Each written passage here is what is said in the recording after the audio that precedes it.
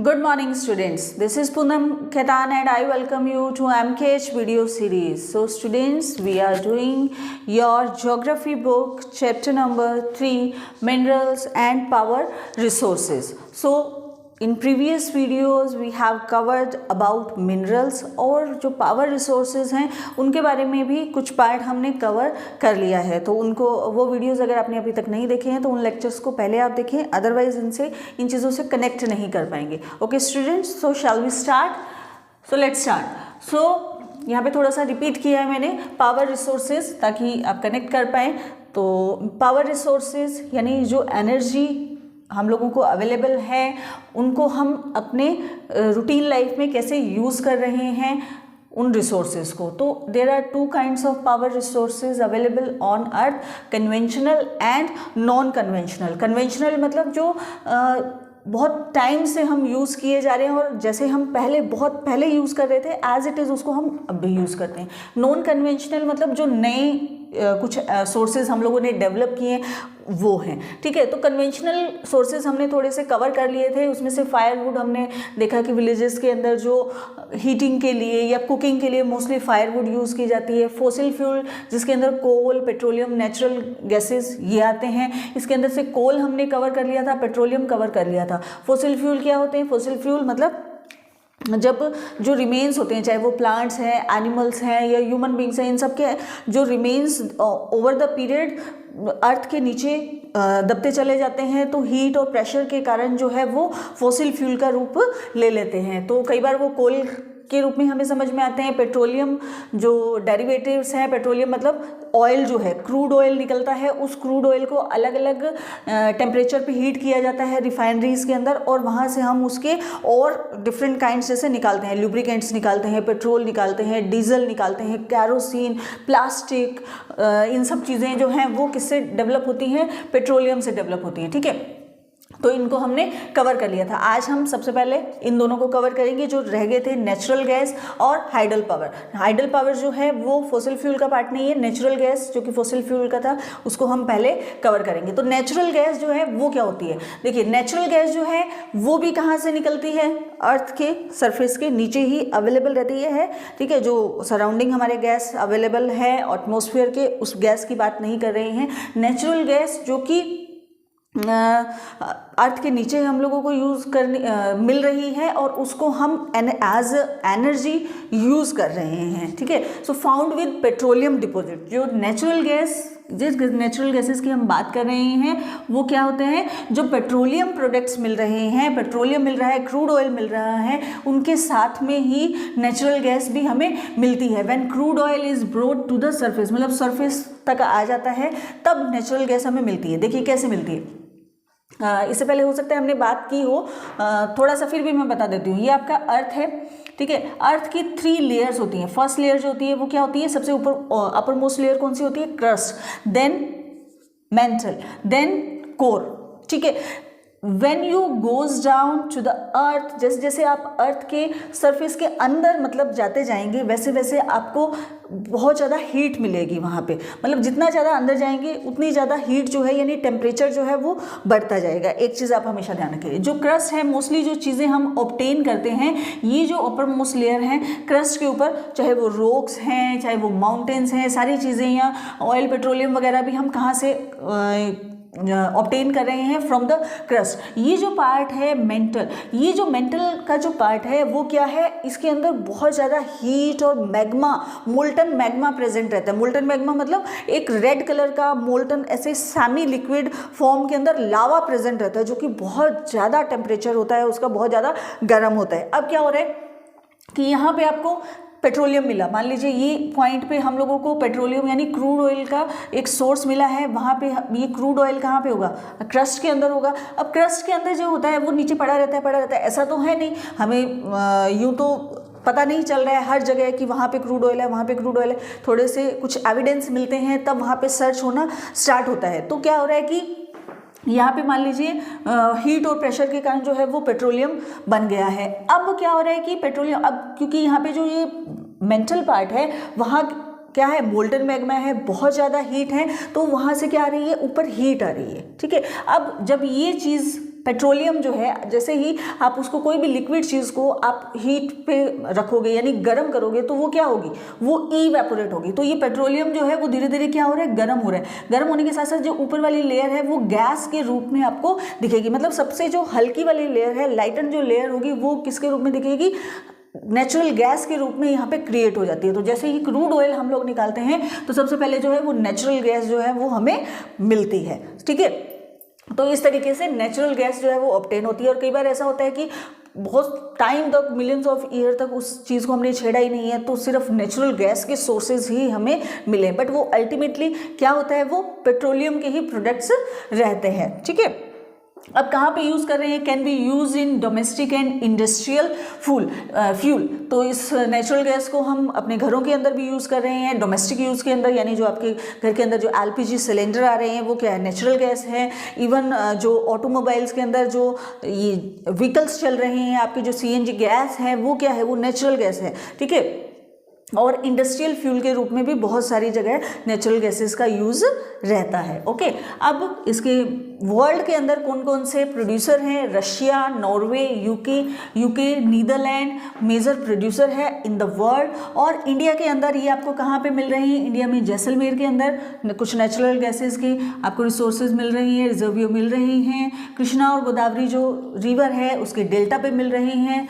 त्रिपुरा के अंदर भी थोड़ा नेचुरल गैस के रिसोर्सेज मिल रहे हैं। ऑफ शोर ऑफ मुंबई का जो एरिया है, उसका जो कोस्टल एरिया है, वहाँ पे भी आपको नेचुरल गैस के रिसोर्सेज अवेलेबल हैं। अब क्या हो रहा है, ये हम क्या पढ़ रहे थे, अभी हम कन्वेंशनल इन चीज़ों के को हमने कवर किया। तो ये सारी चीज़ें क्योंकि हम बहुत शार्प इसका कंजप्शन कर रहे हैं, हमारे कंजप्शन के अंदर बहुत ज़्यादा इंक्रीमेंट हो रहा है, पॉपुलेशन बहुत ड्रास्टिकली जो है वो इंक्रीज हो रही है, जिसकी वजह से इन सब चीज़ों का यूज़ बहुत ज़्यादा बढ़ गया है। तो अब ये जो चीज़ें हैं ये आप मैन मेड तो है नहीं, उनको बना नहीं सकते हो। ये जो है चीज़ें टाइम लेती हैं, मिलियंस ऑफ ईयर्स लग रहे हैं इनके फॉर्मेशन में, और मैन मेड तो बिल्कुल भी नहीं है। ये एक नेचुरल फिनोमिना है, नेचुरल प्रोसेस है, so you can't made it. तो कंजप्शन की वजह से अब फॉसिल फ्यूल जो हैं वो कम हो गए हैं, डिप्लेशन हो रहा है, अलार्मिंग रेट पे है। मतलब धीरे धीरे अब ये अलार्म बज चुका है कि चीज़ें जो है वो ख़त्म हो रही है, पेट्रोल, डीजल, ये सारी चीज़ें ख़त्म हो रही है। और वो सब कहाँ से निकल रहे हैं, पेट्रोलियम से ही निकल रहे हैं, यानी क्रूड ऑयल से निकल रही हैं। तो उसी के ही फॉर्म है। नेचुरल गैसेज के सोर्सेज भी कई जगह बहुत ज़्यादा मिल रहे हैं, लेकिन सिर्फ नेचुरल गैस से काम नहीं चलेगा। तो इसीलिए अब हम क्या कर रहे हैं, अलग अलग सोर्स ढूंढ रहे हैं एनर्जी के लिए, सोर्स पावर के लिए। तो क्या हो रहा है, देखिए जो व्हीकल है उसके अंदर, ऑटोमोबाइल के अंदर हम क्या यूज़ कर रहे हैं, पेट्रोल यूज़ कर रहे थे, डीजल यूज़ कर रहे थे। अब हम क्या उसका सप्लीमेंट ढूंढ रहे हैं, हम ये ढूंढ रहे हैं कि इलेक्ट्रिसिटी जो है उससे वो चले, ठीक है, सन की जो रेज है उससे वो चले। इस तरीके की हम टेक्निक्स फाइंड आउट कर रहे हैं और हो भी गई हैं। तो ऐसा क्यों है, ऐसा इसलिए है क्योंकि इनका कंजप्शन बहुत ज़्यादा हो गया है फॉसिल फ्यूल का, और वो डिप्लेशन में है। और अब वो बहुत ज़्यादा लिमिटेड जो सोर्स हैं वो हमारे पास में अवेलेबल हैं, बहुत ज़्यादा सोर्स हमें अवेलेबल नहीं है इसलिए, ठीक है। और टॉक्सिक भी रहते हैं, बहुत ज़्यादा हाइजीनिक भी नहीं रहते हैं, हेल्थ के पॉइंट ऑफ व्यू से देखेंगे तो भी वो बहुत ज़्यादा अच्छे ये नहीं हैं, ओके। अब एक और कन्वेंशनल सोर्स रह गया है hydel power. Hydel hydel, hydrogen, हाइड्रोजन, इस हाइड्रा, कुछ भी ऐसा वर्ड मिल जाए तो you must get that is related to water, ठीक है, पानी से रिलेटेड है। तो अब hydel power although not a part of natural resource, ऐसा कुछ प्रॉपर एज इट इज़ आपको नेचुरल थिंग के रूप में नहीं मिल रहा है, उसको डेवलप करना पड़ रहा है। लेकिन इसको हम कन्वेंशनल रिसोर्स इसलिए मान रहे हैं क्योंकि इसको हम बहुत लॉन्ग टाइम अगो से इन चीज़ों को यूज़ करते आ रहे हैं। अब हाइडल पावर यानी उसको हम पावर या एनर्जी के रूप में, वाटर को एनर्जी के रूप में कैसे डेवलप करते हैं। सो रेन वाटर या जो रिवर का वाटर होता है वो क्या किया जाता है, एक डैम के अंदर स्टोर कर लिया जाता है ताकि उसको ऊपर से नीचे जो है वो अच्छे से फ्लो से गिराया जा सके, हाइट से उसको फ्लो किया जा सके। अब इसका प्रोसीजर जो है वो आपकी बुक के अंदर दिया हुआ है, मैं थोड़ा सा आपको डायग्राम के थ्रू समझाती हूँ। देखिए ये आपका डैम है, डैम का मतलब बहुत बड़ा एक रिजर्वियर बना लिया जाता है, बहुत हाइट पर जाके पानी को कलेक्ट किया जाता है, ठीक है। तो चाहे वो वहाँ पे रेन का वाटर इकट्ठा होगा, चाहे कोई रिवर का वाटर जो है वो वहाँ पे कलेक्ट हो रहा है। अब रिवर जो है वो तो अपनी सरफेस के ऊपर जा रही है, तो क्या होता है कि डैम जब बनाते हैं फिर जो बाकी का एरिया है उसको डिग करके बहुत नीचा बना लिया जाता है, ताकि जब वो पानी गिरे तो बहुत हाइट से गिरे, ठीक है। अब क्या हो रहा है, अब यहाँ पे डैम बना लिया, ये वाटर का रिजर्वियर है। अब यहाँ से वाटर को थोड़ा सा फ्लो किया जाता है, थोड़ा ऊपर की तरफ है इसलिए ये थोड़ा अच्छे प्रेशर से फ्लो होगा। यहाँ पे एक टरबाइन लगा दी जाती है जो घूमती है, ठीक है। इसके इस तरीके से साइड में ब्लेड्स होते हैं, तो जब वो पानी वाटर आ रहा है तो वो क्या हो रहा है, इस तरीके से यूं चलता है। ये वाटर आएगा तो ये टरबाइन जो है वो क्या करेगी, इसके साथ में फ्लो होगी। क्यों? क्योंकि इसके साइड में क्या है, ब्लेड्स लगे हुए हैं, ठीक है। अब ब्लेड्स लगे हुए इस तरीके से मूव कर रही है। अब मूव करने के साथ में उसके क्या कर लिया जाता है, जनरेटर लगा दिया जाता है। जनरेटर के साथ में वो टरबाइन जो है बहुत फास्टली मूव कर रही है, जिससे क्या हो रहा है, एनर्जी क्रिएट हो रही है, ठीक है। आप कभी भी अब आप सोचेंगे कि वाटर से कैसे एनर्जी क्रिएट हो सकती है, वाटर से कैसे इलेक्ट्रिसिटी क्रिएट हो सकती है, डेफिनेटली हो सकती है। आप 2 मंजिल ऊपर से पानी का एक फ्लो जो है वो नीचे गिरा के देखिए, आपको वो लगेगा। कोई भी अगर आप किसी लेक के अंदर गए हैं या कुछ ऐसा झरना जो है वो आपने अगर देखा हो, तो ऊपर से जब पानी गिरता है देन वो आपको लगता है, पानी भी लगता है। तो जब वो क्या हो रहा है कि सिंपल फ्लो हो रहा है, लेकिन जब उसके अंदर और एनर्जी आपने प्रोड्यूस करनी है तो उसके ऊपर जनरेटर चला के उसको बहुत स्पीड के अंदर मूव किया जाता है, वहाँ से वो एनर्जी डेवलप होती है। एनर्जी को क्या किया जाता है, इस तरीके से ग्रिड के अंदर डाल दिया जाता है और ग्रिड के अंदर उसकी इलेक्ट्रिसिटी बनाई जाती है। डेफिनेटली टेक्निक्स जो है उसमें लगती है। अब क्या हो रहा है कि ये जो टरबाइन से घूम के यहाँ से सिर्फ वो एनर्जी ले रहे हैं, वाटर नहीं ले रहे हैं। यहाँ से जो एनर्जी क्रिएट हुई है वो यहाँ पे ग्रिड के अंदर जाके इलेक्ट्रिसिटी बन गई है, और जो वाटर बच गया है वो कैनाल के थ्रू फील्ड के अंदर चला जाता है, यानी कि खेतों में चला जाता है, या जो भी नहरें होती हैं उनके थ्रू आपके पास में इरिगेशन के लिए पहुंच रहा है, ठीक है। अब यहाँ से इलेक्ट्रिसिटी, ग्रिड के अंदर इलेक्ट्रिसिटी बन रही है और इस तरीके से सप्लाई होकर हम तक वो पहुंचती है। तो यू मस्ट बी सरप्राइज्ड कि 1/4 ऑफ इलेक्ट्रिसिटी, मतलब जितनी भी इलेक्ट्रिसिटी हम यूज़ कर रहे हैं उसका 1/4 जो है वो कहाँ कैसे यूज़ होता है, वो हाइडल पावर से, यानी इस पानी से बनता है, वाटर से इलेक्ट्रिसिटी बनती है, राइट। अब इसके लीडिंग प्रोड्यूसर कौन कौन है, पराग्वे, नॉर्वे, ब्राज़ील, चाइना जो हैं वो हाइडल पावर बनाते हैं। इंडिया के अंदर भी बहुत अच्छे अमाउंट के अंदर हाइडल इलेक्ट्रिसिटी जो है पावर जनरेट होती है। भाखड़ा नांगल, ये देखिए जितने भी डैम बनते हैं वहाँ पे इलेक्ट्रिसिटी जनरेट करने के लिए इस तरीके का डैम बनाया जाता है, ताकि जो रेन वाटर है, रिवर का वाटर है, उसको यूज़ किया जा सके। देखिए इसमें से अब कई आपने डायलॉग सुने होंगे, कई बार मजाक के अंदर, जोक के अंदर भी बोला जाता है कि इसके अंदर से इलेक्ट्रिसिटी तो निकाल ली है इस वाटर के अंदर से, अब ये हमारे इरिगेशन के कोई काम की नहीं है। तो ऐसा नहीं है बिल्कुल भी, इसमें से सिर्फ एनर्जी जो इससे प्रोड्यूस हुई थी उस एनर्जी को यूज़ किया गया है। वाटर की जो प्रॉपर्टीज़ हैं वो एज इट इज़ ही हमारे पास में अवेलेबल रहती है। तो भाखड़ा नांगल जो डैम है, गांधी सागर डैम है, नागार्जुन सागर डैम है, दामोदर वैली प्रोजेक्ट है, बहुत सारे डैम्स ऐसे हैं। राजस्थान के अंदर भी हैं, MP, महाराष्ट्र, कर्नाटका, तमिलनाडु, इस एरिया में जहाँ पे वाटर, देखिए उसके लिए क्या होना जरूरी है, वाटर होना जरूरी है। या तो वहाँ पे रेन बहुत अच्छी होती हो या फिर रिवर जो है वहाँ से बहुत अच्छी निकलती हो, तो वहीं पे ये डैम बन सकते हैं। तो वहाँ पे ये इस तरीके से इंडिया के अंदर ये डैम अवेलेबल हैं जहाँ पे हाइडल पावर बनती है। तो ये आपने देखा, हमने क्या स्टडी कर लिया, कन्वेंशनल जितने भी रिसोर्सेज थे उनको हमने स्टडी कर लिया है, firewood, fossil fuel, coal, petroleum, natural gas, hydel power. तो ये सारे क्या है, कन्वेंशनल है, इनको यानी हम पुराने टाइम से एज इट इज़ ही यूज़ करते आ रहे हैं। And as I told you कि जो भी कन्वेंशनल चीज़ें हैं, स्पेशली यहाँ तक की जो चीज़ें हैं वो क्या कर रही हैं, बहुत ज़्यादा कंजप्शन के कारण डिप्लेक्ट हो रही है। और जो हाइडल पावर है ये एक अपने आप में बहुत बड़ा प्रोजेक्ट हो जाता है, ये बहुत एक्सपेंसिव हो जाता है, बहुत जल्दी ये नहीं बनता है। इसलिए ये भी एक बहुत एक्सपेंसिव प्रोजेक्ट होने के कारण थोड़ा सा रीच से बाहर हो जाता है। ऐसा नहीं है कि जहाँ पे भी रिवर है आप वहाँ हर जगह डैम बना दो, तो it's not possible. Okay, so let's study about non conventional resources. Talk about some non-conventional resources. तो नॉन कन्वेंशनल रिसोर्सेज वो रिसोर्सेज हैं जो कि कन्वेंशनली हम लोग यूज़ नहीं कर रहे हैं, मतलब बहुत पुराने टाइम से यूज़ नहीं करते आ रहे हैं, नई टेक्नोलॉजी को लेके आए हैं ताकि जो कन्वेंशनल रिसोर्सेज हैं जो कि डिप्लेट हो रहे हैं उनको हम कवर अप कर सकें। सो नॉन कन्वेंशनल जो रिसोर्सेज हैं उसके अंदर सबसे फर्स्ट रिसोर्स है that is solar energy. Solar energy जैसे कि सोलार जो है वो आपको ध्यान ही होगा, बहुत बार सुना होगा, that is obtained from sun. ठीक है, सन मतलब सूरज। ठीक है, तो सूरज से जो है हम इस एनर्जी को गेट करते हैं, ये हमारे सूरज अंकल।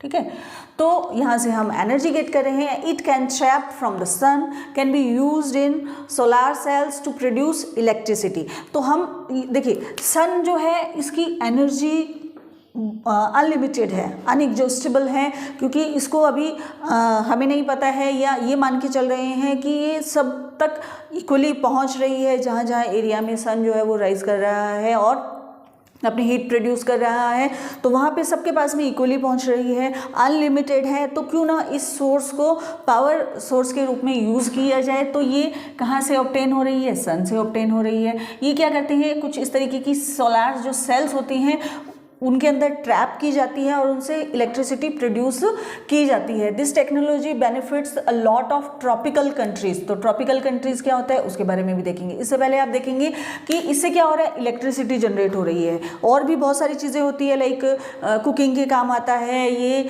सोलर कुकर जो होते हैं उनको अगर आप वहाँ पे सोलर उस पर रख दीजिएंगे, सोलर पैनल पे रख देंगे तो आपके जो फूड होता है वो वहाँ पे बन जाता है। सोलर ड्रायर है, ट्रैफिक सिग्नल जो है वहाँ पे भी काम आता है, यानी ये ऑटोमेटिक काम करता है। उसके लिए क्या यूज़ करना पड़ता है, आपको सोलर पैनल लगाना पड़ता है। तो इस तरीके की क्या कुछ प्लेट्स आपने देखी होंगी, बहुत सारे जो फील्ड में आप घर से बाहर निकलते हैं, जब खेतों की तरफ जाते हैं तो वहाँ पे आपने देखा होगा कि इस तरीके से कुछ प्लेट्स जो हैं थोड़ी सी स्लैंटिंग पोर्शन में ब्लैक प्लेट्स रहती हैं। ठीक है, और फील्ड के अंदर खड़ी होती हैं, और तो ये क्या है, सोलर पैनल है। अब यहाँ पे ये जो प्लेट्स हैं ये क्या कर रही हैं, सोलर सेल लगे हुए हैं, ये सन की हीट को ट्रैप कर रही हैं और वहाँ से इलेक्ट्रिसिटी जनरेट होती है। तो अब ये फील्ड के अंदर ही लिमिटेड नहीं रह गया है, आप सिटीज़ के अंदर भी जाएंगे, विलेजेस के अंदर भी जाएंगे, हर कहीं आपको सोलर पैनल मिल जाएंगे। Even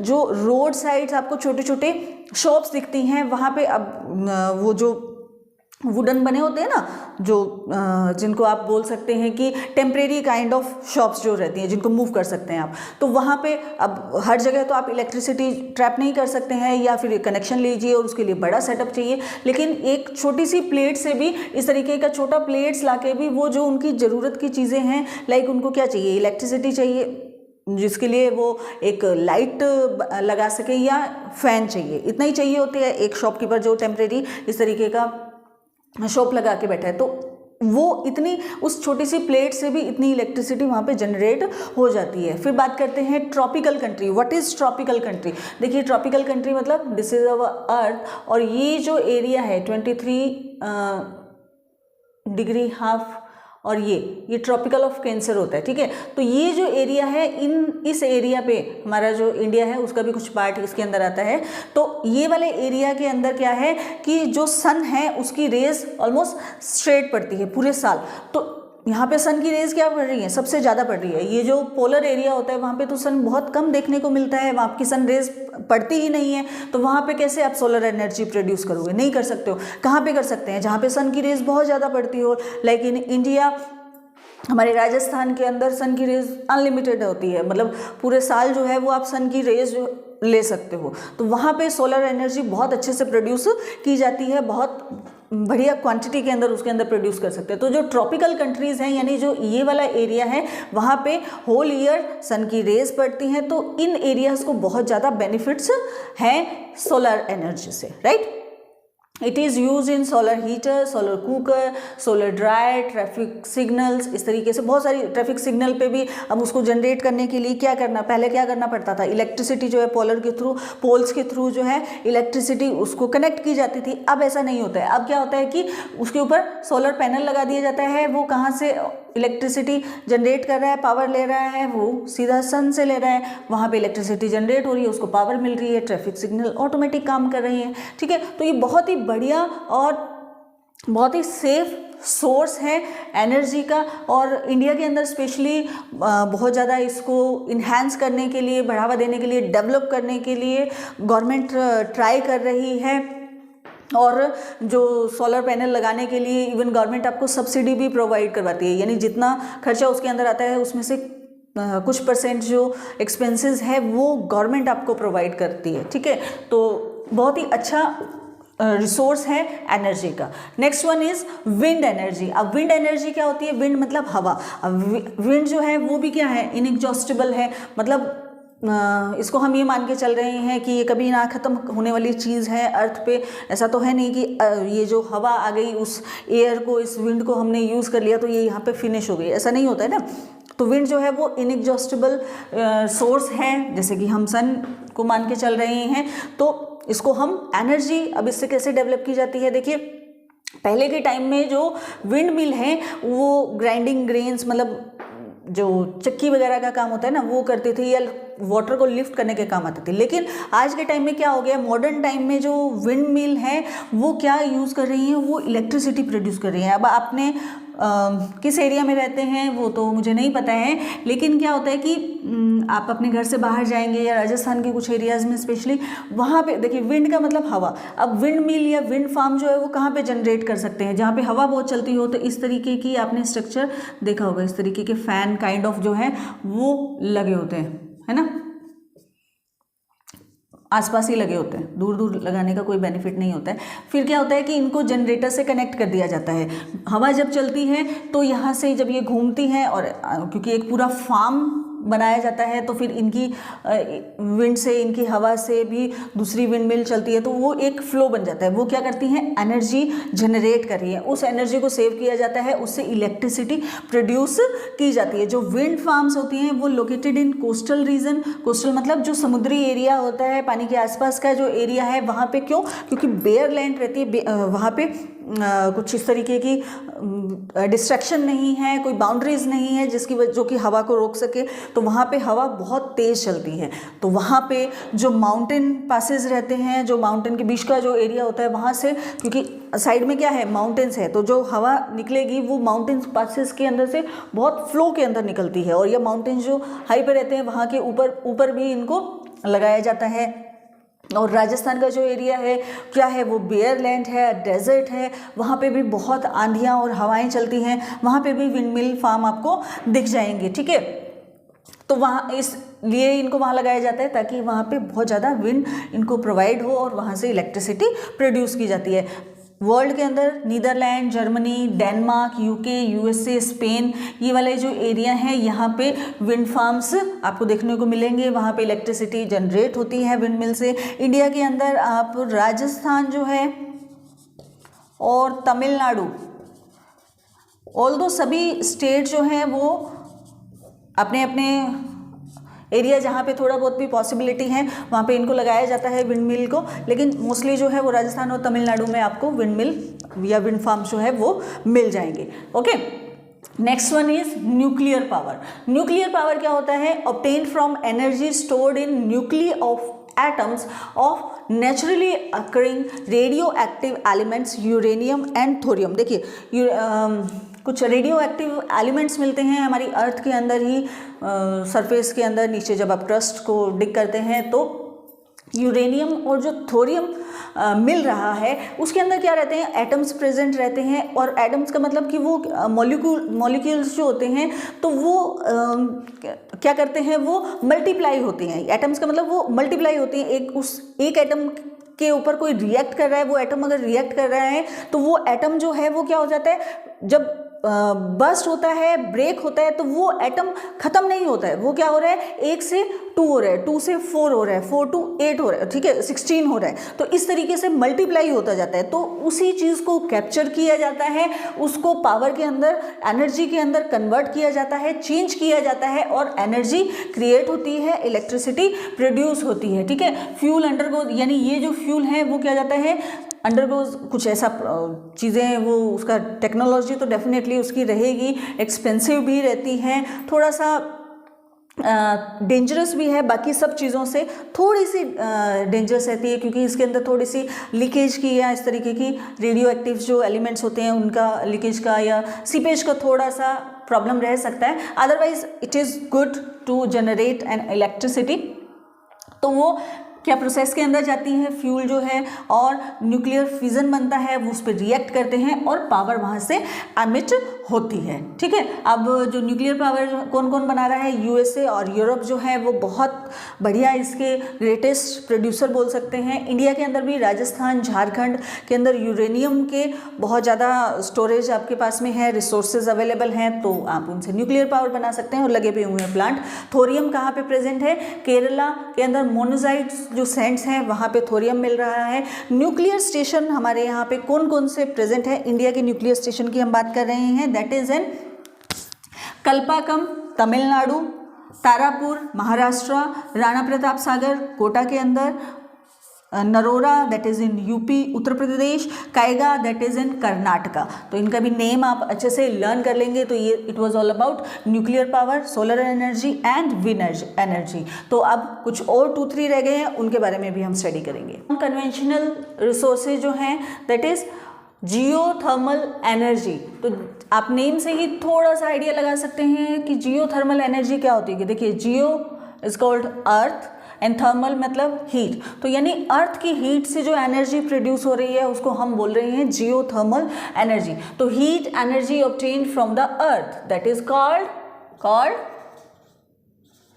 geothermal energy. तो जो कि अर्थ की हीट से एनर्जी प्रोड्यूस हम कर रहे हैं that is called geothermal energy. अब क्या होता है कि जो टेम्परेचर होता है in interior of earth rise steadily as we go deeper. As I told you कि जैसे जैसे आप अर्थ के अंदर जाते जाएंगे, डीप जाते जाएंगे, हम देखिए ये जो एक अर्थ जो है वो कैसी है, बॉल है। हम कहाँ पे हैं, ये हम यहाँ पे हैं, ये देखिए बिल्कुल ऊपर के सरफेस पे हैं, हमारे घर ये वो सब कुछ, लेकिन हम अर्थ के सरफेस की बात कर रहे हैं। मतलब अगर मैं आपको बोलूँ कि ज़मीन के अंदर खड्डा खोदिए, ठीक है, पिट्टा डीप, तो वो क्या हो गया, उस सरफेस की बात कर रहे हैं। तो कितना डीप तक हम जा सकते हैं, हम उस डीपर की बात कर रहे हैं। तो वो डीप जितना जाते जाएंगे इसकी हीट जो है वो क्या बढ़ती जाती है, इंक्रीज होती जाती है। तो कई बार जो हीट है ये क्या हो जाती है, अपने आप को सरफेस तक ले आती है, और किसके रूप में, हॉट वाटर स्प्रिंग के रूप में।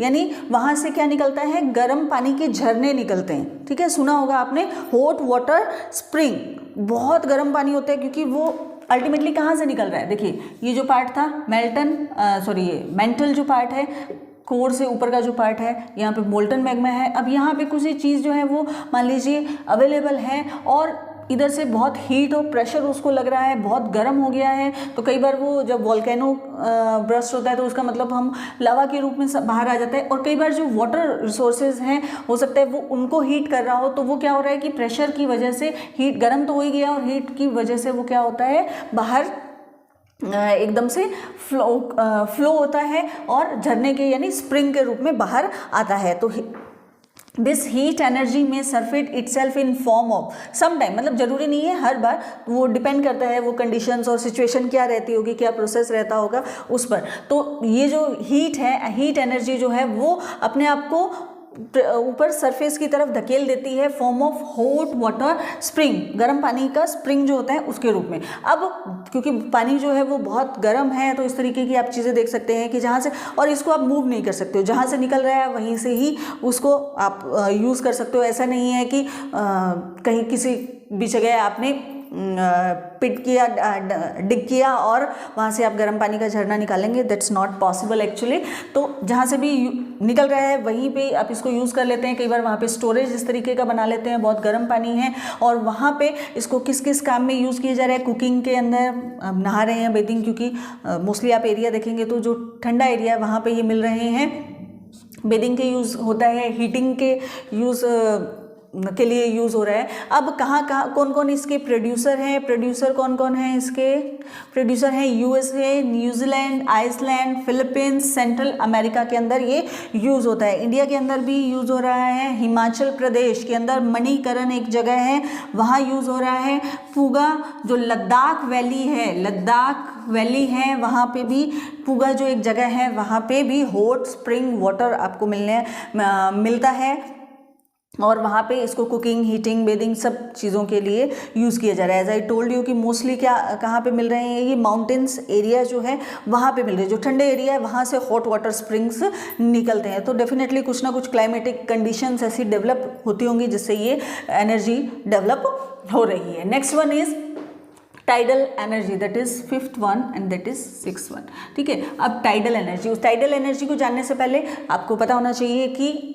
टाइड्स क्या होते हैं। जो हमारी अर्थ है उसकी अपनी एक ग्रेविटेशनल फोर्स है। तो क्या होता है कि सन जो है वो ग्रेविटेशनल फोर्स की वजह से उस वहाँ की जो चीज़ें हैं उनको अट्रैक्ट करता है। तो जो कोस्टल एरिया होते हैं ना जहाँ पे पानी है, ठीक है, तो सन, यहाँ पे सन है, इधर मान लीजिए मून है, तो दोनों ही अपनी अपनी ग्रेविटेशनल फोर्स लगाते हैं। यहाँ का जो पानी होता है उसको क्या करते हैं, अपनी तरफ अट्रैक्ट करते हैं, जिसकी वजह से जो सीज होते हैं, ओशियंस होते हैं, उनकी जो पानी जो वाटर है वो क्या करता है, ऊपर की ओर उठता है। ठीक है, ऊपर की ओर उठता है तो लहरें आती है। लहरें थोड़ा सा डिफरेंट है, टाइड्स अलग रहते हैं, तो बहुत ज़्यादा पानी जो है वो कई बार ऊपर तक मूव करता है। ठीक है, इस तरीके से, तो वो उसे क्या बोलते हैं, टाइड्स बोलते हैं, राइट, उनको टाइड्स बोलते हैं। अब क्या हो रहा है कि कई बार जो है वो सीज के अंदर, आप यहाँ देखेंगे बहुत मूवीज़ में, टीवी में आपने देखा होगा कि कई बार बहुत स्मूथ आपको सीज दिख रहा है, और कई जगह ऐसा होता है, ये पर्टिकुलर एरिया के अंदर ऐसा होता है कि बहुत लहरें आ रही हैं, वो पानी जो है वो बहुत ऊपर तक अपने आप इस तरीके से एक माउंटेन का या रॉक का रूप आपको समझ में आता है। तो वो क्यों होता है, वो इन टाइड्स की वजह से होता है।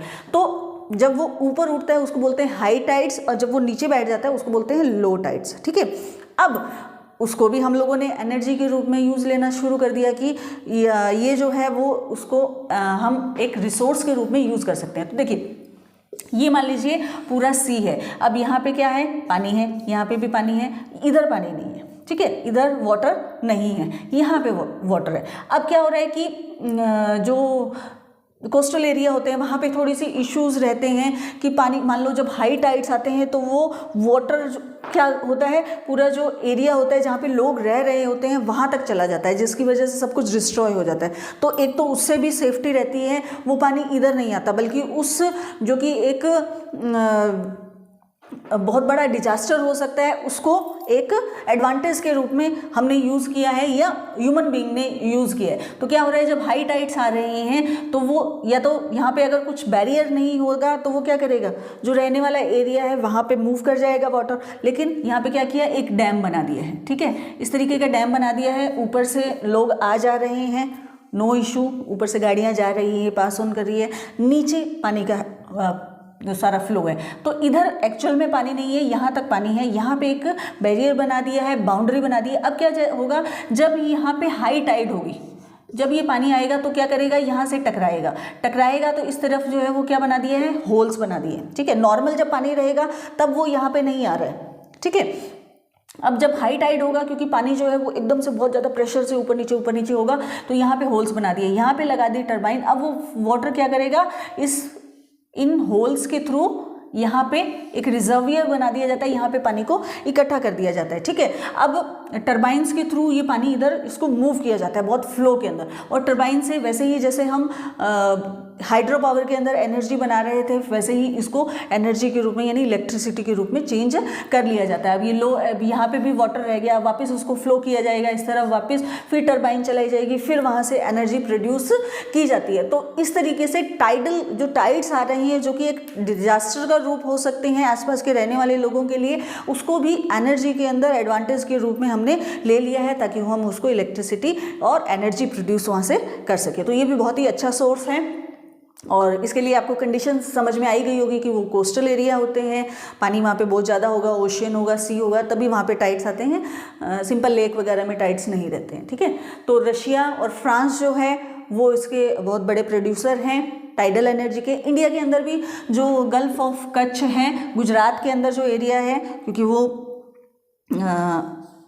ये वाला जो एरिया होता है ना, ये वाला, तो ये वाले एरिया के अंदर भी क्योंकि टाइड्स बहुत ज़्यादा आते हैं, वहाँ पे इंडिया के अंदर टाइडल एनर्जी प्रोड्यूस की जाती है। Got it. Next one is biogas. अब बायोगैस मतलब ये भी एक नेचुरल गैस तो नहीं है, लेकिन इसको बनाया जाता है। बायो मतलब जो ऑर्गेनिक चीज़ें होती हैं उनसे इसको डेवलप किया जाता है। तो ऑर्गेनिक वेस्ट होते हैं, चाहे वो प्लांट्स के हैं, एनिमल्स के हैं, और उनसे जो मटेरियल निकलता है, वेस्ट मटेरियल निकलता है, उसको क्या किया जाता है, कन्वर्ट किया जाता है एक गैस के अंदर, उसको फ्यूल के अंदर कन्वर्ट किया जाता है, उसको बोलते हैं गैस फ्यूल। अब क्या होता है मैं बताती हूँ आपको। ये बहुत ही एक्सीलेंट फ्यूल है कुकिंग के लिए, लाइटिंग के लिए। ऑर्गेनिक मैन्योर भी निकल जाता है, मतलब इसका जो वेस्ट निकलता है ना वो भी वेस्ट नहीं होता, वो भी हम यूज़ करते हैं। देखिए क्या होता है, मोस्टली विलेजेस के अंदर इसको यूज़ किया जाता है, क्योंकि वहाँ पे प्लांट्स वगैरह, एनिमल्स वो रेयर करते हैं, एनिमल्स को डोमेस्टिकेट करते हैं, तो उनका वेस्ट बहुत निकलता है। तो जो एनिमल का डंग्स होता है, गोबर जो होता है गाय का, भैंस का, जो भी एनिमल्स, कैटल्स आपने रखे हुए हैं, तो उनका वेस्ट या तो वो क्या होता है, बल्कि आपके सराउंडिंग के अंदर गंदगी फैलाएगा। तो क्या यूज़ करते हैं, एक इस तरीके का स्टोर कर लेते हैं उनको, ठीक है। टैंक बना लिया, उस टैंक के अंदर इस जो वेस्ट है, ठीक है, ऑर्गेनिक जो वेस्ट होता है इसके अंदर डाला जाता है। वो कई दिनों तक पड़ा रहता है, उसके अंदर पानी डाल के और उसको अच्छे से मिक्स किया जाता है, और फिर उसको एक फ्यूल टैंक बन जाता है, मतलब एक टैंक है, ठीक है। इसके अंदर उसको डाला जाएगा। अब वो यहाँ पे पड़ा रहेगा और प्रेशर की वजह से और कोई चीज़ बाहर नहीं जा रही है, तो वो अपने क्या बन जाता है ये, क्योंकि ऑर्गेनिक वेस्ट है। ऑर्गेनिक वेस्ट देखिए, कभी भी आप जो ऑर्गेनिक चीज़ें नहीं है ना वो जल्दी ख़राब नहीं होती हैं, है ना। और जो ऑर्गेनिक चीज़ें होंगी, मान लीजिए जो फ्रेश वेजिटेबल हैं, फ्रूट्स हैं, आपने जो चपाती के लिए आप आटा लगाते हैं, वो क्या होता है, बहुत जल्दी वेस्ट हो जाता है, मतलब ख़राब हो जाता है। तो ये ऑर्गेनिक मैटर है, ठीक है। तो ये ऑर्गेनिक मैटर जब इसको बंद कर दिया जाएगा, इसके अंदर कोई हवा नहीं आ रही है, तो ये क्या बन जाता है, गैस के रूप में बन जाता है। अब ये गैस जो है यहाँ से इसको सप्लाई किया जाता है घरों के अंदर। जो बायोगैस प्लांट लगाते हैं उनके आसपास ही ये रिजर्वियर थोड़ा सा दूर जो है इसको लगाया जाता है। वहाँ से गैस पाइप डलती है, यहाँ पे किचन के अंदर चूल्हा लग रहा है, वहाँ पे गैस प्रोड्यूस हो रही है। लाइटिंग के लिए भी इलेक्ट्रिसिटी तो जो है वो भी प्रोड्यूस होती है। और इसके अंदर से जो वेस्ट निकलेगा, मान लीजिए कुछ पार्ट तो जो है वो गैस के रूप में निकल गया है, लेकिन वेस्ट तो निकलता है, पूरा तो गैस नहीं बनता है। जो वेस्ट निकलता है वो मैन्योर के रूप में काम आता है, मतलब इसको एग्रीकल्चर के अंदर फर्टिलाइजर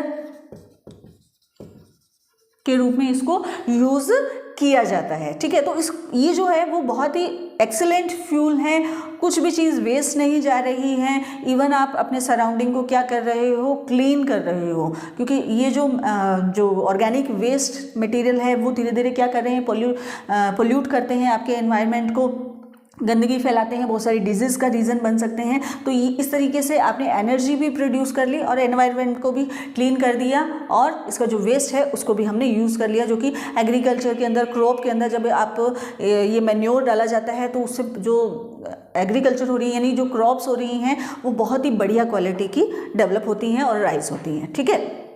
सो ये हमने इस चैप्टर के अंदर सभी चीज़ों को लर्न कर लिया है।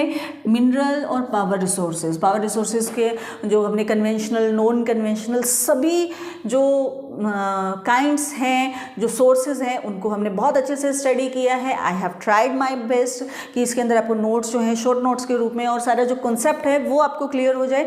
और आपको क्या करना है, इनसे रिलेटेड जो टेक्स्ट बुक के क्वेश्चन हैं उनसे आप इनके आंसर अपनी लैंग्वेज में भी लिख सकते हैं। आपकी बुक के अंदर भी बहुत अच्छे पॉइंट्स बना के इनके आंसर आपको दिए हुए हैं, तो उसको आप ट्राई करेंगे, साथ साथ में चीज़ों को कवर करते हुए चलेंगे। सो मिलते हैं नेक्स्ट वीडियो में। Till then students, take care, thank you, have a nice day.